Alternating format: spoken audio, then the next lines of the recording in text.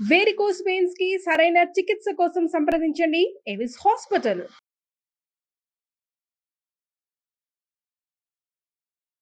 నమస్తే, welcome to our channel. గతంలో 40-50 ఏళ్ళు వయసును దాటిన వాళ్ళకే తెల్ల జుట్టు వచ్చేది. కానీ ఈ కాలంలో చిన్న వయసులో కూడా జుట్టు తెల్లబడిపోవడం అనే సమస్య చాలా తరచుగా చూస్తున్నాం. దీన్ని ప్రీమెచ్యూర్ గ్రేయింగ్ ఆఫ్ హెయిర్ అంటున్నాం. సో ఈ ప్రీమెచ్యూర్ గ్రేయింగ్ ఆఫ్ హెయిర్ కి చెక్ పెట్టాలంటే మన ఇంట్లో దొరికే ఇంగ్రీడియంట్స్ తోనే న్యాచురల్ మెథడ్ ఆఫ్, అంటే ఎలాంటి డైస్ వాడకుండా న్యాచురల్ గానే హెయిర్ ప్యాక్ వేసుకోవచ్చు అని చెప్పుకొస్తున్నారు. సో ఆ హెయిర్ ప్యాక్ ఏంటి, దానికి కావాల్సిన ఇంగ్రీడియంట్స్ ఏంటో ప్రస్తుతం మనతో పాటు ఉన్నారు డాక్టర్ ఆదిత్య గారు. ఆయన మాటలోనే అడిగి తెలుసుకుందాం. నమస్తే అండి. నమస్తే, ఎలా ఉన్నారు? బాగున్నానండి. సో జనరల్ గా ప్రీమెచ్యూర్ గ్రేయింగ్ ఆఫ్ హెయిర్ అనేది చాలా కామన్ అయిపోయింది.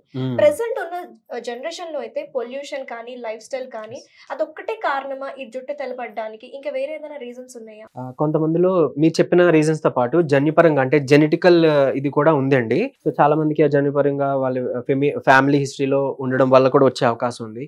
అంటే ఏజ్ పైబడకుండానే టీనేజ్ లోను, లేకపోతే కొంతమందిలో చిన్న పిల్లల్లో 8 సంవత్సరాలు 12 సంవత్సరాలు ఆ పిల్లల్లో కూడా హెయిర్ ఫాల్ అయిపోయి గ్రేయింగ్ అయిపోయి సో అలాంటి చాలా మంది ఇబ్బంది పడే కండిషన్స్ కూడా కేసెస్ కూడా నేను చూసాను.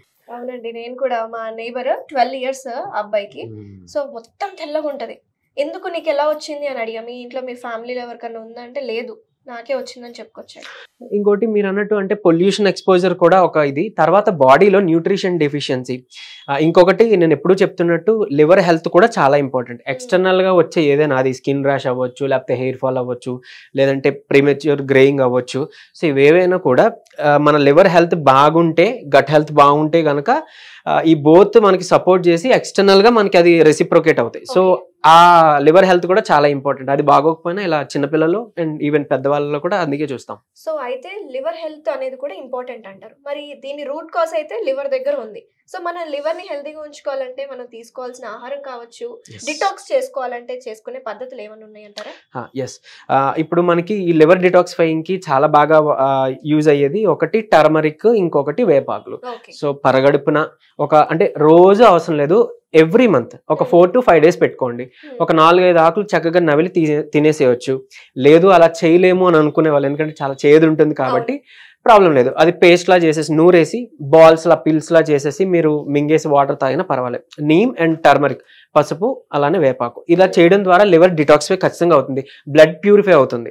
సో మెయిన్ గా సో అదే మనకి, ఎందుకంటే బ్లడ్ అనేది మనకి మొత్తం సర్క్యులేషన్, అదే న్యూట్రియంట్స్ ని మనకి డెఫిసిట్ నుంచి కాపాడేది బ్లడ్డే కాబట్టి సో అది కూడా మన బ్లడ్ క్వాలిటీ కూడా ఇంపార్టెంట్. సో అలానే మనకి ఎక్స్టర్నల్ గా అప్లై చేసుకునేవి ఉన్నాయి, అలానే ఇందులో కొన్ని ఇంటర్నల్ గా మనం తీసుకునేవి కూడా ఉన్నాయి. సో అది కూడా నేను చెప్పబోతున్నాను. ఫస్ట్ అయితే మనం ఎక్స్టర్నల్ అప్లికేషన్ గురించి మాట్లాడుకుందాం. దీనికి కావాల్సిన ఇంగ్రీడియంట్స్ ఏంటో ఒకసారి మా వ్యూవర్స్ కి ఎక్స్ప్లెయిన్ చేస్తారా? ఎస్, సో ఇంగ్రీడియంట్స్ లో మొదటిది హెన్నా. సో హెన్నా అంటే చాలా మంది ఓన్లీ కలర్ డై కోసం అని అనుకుంటారు కదా. సో అదొకటే కాదు, దీంట్లో చాలా బెనిఫిట్స్ ఉన్నాయి. ఎంతమందికి తెలుసో లేదో నాకు తెలియదు.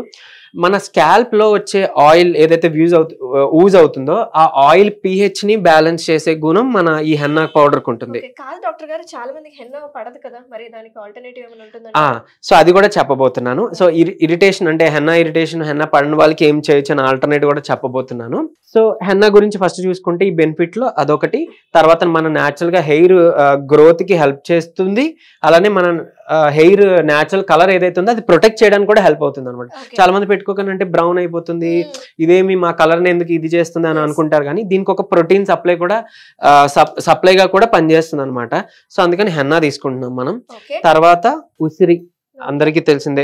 సో మనం ఉసిరి అనేది వైటమిన్ సి రిచ్ గా మాట్లాడుకుంటాం, అలానే హెయిర్ గ్రోత్ కి చాలా ఇంపార్టెంట్. అంటే ఉసిరి కాయలు మనం ఇంటర్నల్ గా తీసుకున్నా, లేదంటే ఉసిరి సిరప్ ఉంటుంది, ఉసిరి జ్యూస్, లేదంటే ఉసిరి పొడి కషాయంని మనం ఇంటర్నల్ గా తీసుకున్నా ఒకటి లివర్ డిటాక్సిఫై అవుతుంది, హెయిర్ గ్రోత్ కి లోపల నుంచి న్యూట్రిషన్ సప్లై ఇస్తూ మన హెయిర్ గ్రోత్ కి హెల్ప్ చేస్తుంది. దీన్ని ఎక్స్టర్నల్ గా కూడా అప్లై చేయబోతున్నాం. సో అందుకని ఈ ఉసిరి పౌడర్ ని కూడా తీసుకుంటున్నాం.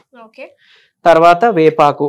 సో కొంతమందికి స్కాల్ప్ లో అంటే ఇన్ఫెక్షన్స్ రావచ్చు, డాండ్రఫ్ ఉండొచ్చు, scalp infections, fungal infections, so వాటి నుంచి కూడా కాపాడుతూ, తర్వాత ఇది ఏమంటారు మన స్ప్లిట్ ఎండ్స్ ని వాటిని కూడా ఏమంటారు తగ్గిస్తుంది. అలాగే మన హెయిర్ గ్రోత్ కి ఒక మంచి సప్లిమెంట్, న్యూట్రిషన్ సప్లిమెంట్ గా కూడా ఇది హెల్ప్ అవుతుంది అనమాట నీమ్.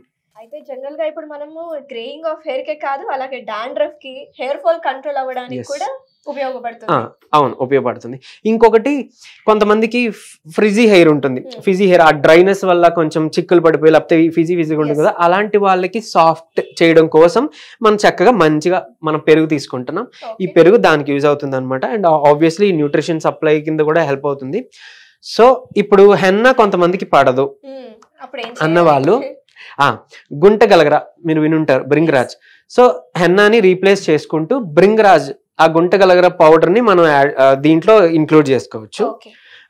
సో అలానే ఇది క్వాంటిటీస్ కూడా మనం ఆబ్వియస్లీ నేను చెప్తాను, క్వాంటిటీస్ కూడా చాలా ఇంపార్టెంట్. అంటే మనం తీసుకున్నాం కదా అని అన్ని ఎక్కువ మోతాదులో కలపకూడదు, అతివృష్టి అనావృష్టి అంటారు కదా. సో అలా అయితే ఇక్కడ మీరు చూపించిన విధానంగా అయితే ఇక్కడ హెన్నా అయితే ఎక్కువ క్వాంటిటీలో కనిపిస్తుంది.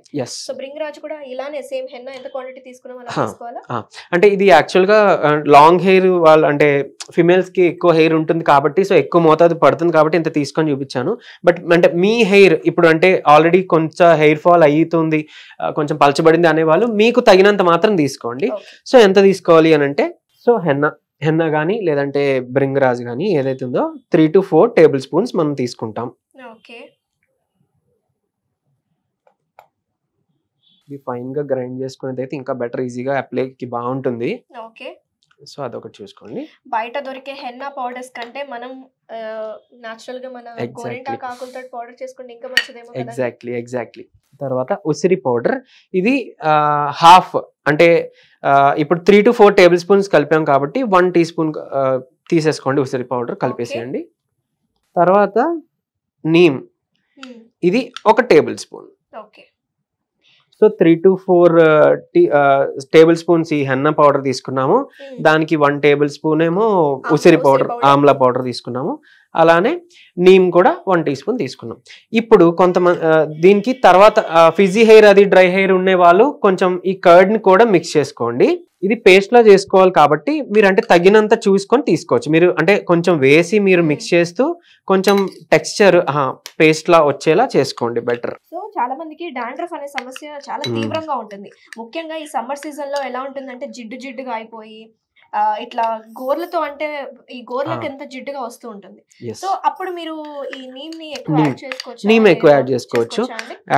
అండ్ అందులో హెన్నా పడిన వాళ్ళకైతే ఆయిల్ pH అదంతా కూడా బ్యాలెన్స్ అయిపోతుందని చెప్పాను కదా, అది పర్వాలేదు. ఇఫ్ హెన్నా లేదు అని అనుకునే వాళ్ళకి, అంటే హెన్నా ఇరిటేటెడ్ అని అనుకునే వాళ్ళకి నీమ్ తీసుకోవచ్చు. అండ్ యాక్చువల్ గా కొంతమందికి పెరుగు కూడా పడదు, పెరుగు కూడా ఇరిటేషన్ అంటారు స్కాల్ప్ లో. అలాంటి వాళ్ళకి ఆల్టర్నేట్ గా మనం ఇందులో వాటర్ మిక్స్ చేసేసుకొని దీన్ని పేస్ట్ చేసేసుకోవచ్చు అనమాట. ఇది ఒక పేస్ట్ టెక్స్చర్ వచ్చేదాకా తీసుకుంటే బెటర్. స్లోగా యాడ్ చేసుకుంటూ మనం స్టిర్ చేసుకోవాలి.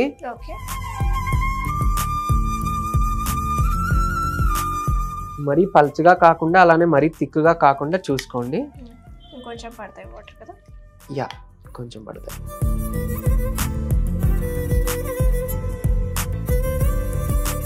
ఎందుకంటే ఇది మొత్తం స్కాల్ప్ కి కూడా అలానే హెయిర్ మొత్తానికి కూడా ఒక ప్యాక్ లా మనం పెట్టుకోబోతున్నాం కాబట్టి క్వాంటిటీ అండ్ అది టెక్స్చర్ కూడా చూసుకోండి.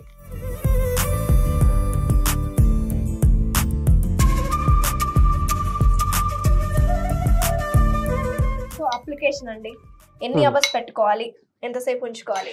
సో అసలు అప్లై చేసుకునే ముందుగా దీన్ని అట్లీస్ట్ ఒక 2 hours అయినా అలా వదిలేసేయాలి, అంటే మిక్సప్ చేసిన తర్వాత. ఎందుకంటే ఈ పెరుగు ఇవన్నీ కలిసిన తర్వాత అది ఒక మిక్చర్ మనకి మెడికేటెడ్ గా తయారవుతుంది.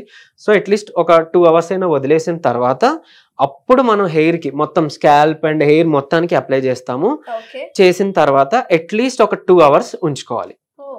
అంటే ఒకవేళ కుదరట్లేదు, వీలు పడట్లేదు, ఏదన్నా సడన్ గా వర్క్ ఉంది బయటకు వెళ్ళాలంటే మనం ఓకే 1 hour కైనా పర్వాలేదు, 1 hour అయినా ఉంచుకొని చక్కగా మీరు వాష్ చేసుకోవచ్చు. దీనికి షాంపూయింగ్ అవసరం అంటే అవసరం లేదు యాక్చువల్లీ. ఇఫ్ కావాలి అని అనుకున్నా నేను ఎప్పుడు మీకు సజెస్ట్ చేసే న్యాచురల్ షీకాయ పొడి లేదా రీతా పౌడర్ ఇలాంటివి, లేదంటే మన కుంకుడుకాయలు యూజ్ చేసుకుంటూ షాంపూయింగ్ చేసుకోవడం, లేదా న్యాచురల్ షాంపూస్ కి వెళ్ళడం బెటర్ ఆప్షన్, బెస్ట్ ఆప్షన్ అనమాట. ఎందుకంటే మనకి ఇప్పుడు ఈ ప్రిజర్వేటివ్స్, ఈ కెమికల్స్ ఎక్స్పోజర్ ఉన్నా కూడా హెయిర్ మళ్ళీ వైట్ హెయిర్ కి కూడా అదొక రీజన్. కాబట్టి కొంచెం న్యాచురల్ ప్రొడక్టే మీరు చూస్ చేసుకోండి.